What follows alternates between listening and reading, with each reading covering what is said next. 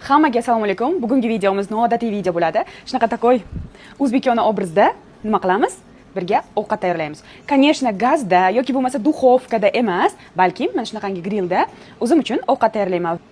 Ujinga mana shunaqa losos balig'ini olib keldim. Ish qilib ujinim beovqat qolib ketmasam bo'laydi. Xo'sh, devachki, sevimli o'zimga ovqat tayyorlashni boshladik. Eng birinchi bo'lib ishni falgani ochishdan boshlagandim. Yo Allohim, 8 soat qolib ketsam bo'ladimi bitta falgani ochish uchun? Faqat menda shunaqami yoki bo'lmasa falgani ochish shunchalik darajada qiyinmi? Undan ko'ra menga biror bir protsedurani qildirsa, men osonroq va tezroq bajargan bo'lardim. Men juda ham yaxshi ko'raman mana shu lososmi, forelmi shunaqa baliqni.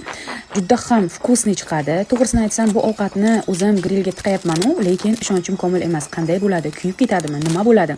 Lekin Allohga tavakkal qilib, eng birinchi grilldagi ovqatim meni baliq pishirish bo'ldi. Shu o'rinda aytib o'tmoqchiman. Mana profilim asosan ajrashgan, yolg'iz, o'zi farzandlarini katta qilayotgan ayollarimiz uchun manfaatli hamda motivatsion hisoblanadi. Shunda aytishingiz mumkin. Oilali ayollar sizni kuzatishi kerak emasmi? Deb, yo'q. Ko'rishlari mumkin, kuzatishlari mumkin. Ularga ham manfaatli bo'ladi. Nimaga deysizmi? Oilasidan ajrashgan ayollar ozodligiga havas qilgan, nuqul uyda o'tirishdan charchagan, zerikkan ayollarga shukr hissini uyg'otib, oilani qayta tiklashga yordam beradi. Aslida ajrashgan ayollarga havas qilish kerak emasligini, oyligi kam bo'lsa ham, ozodligingizni yopib qo'ysa ham, mana shu eringiz bilan hayotingiz bir butunligini his qilishingiz kerakligini anglab yetasiz. Bay, nedir bu go'zallik? Ну что, девочки, baliqcha tayyor, salatcha tayyor. Anchadan beri o'zim ovqat tayyorlab yemagan edim. Deyarli faqat va faqat ko'chadan ovqat yeyman, chunki vaqt yo'q. Домашний ovqatlarni esa faqatgina o'quvchilarim, klientlarim olib kelishardi.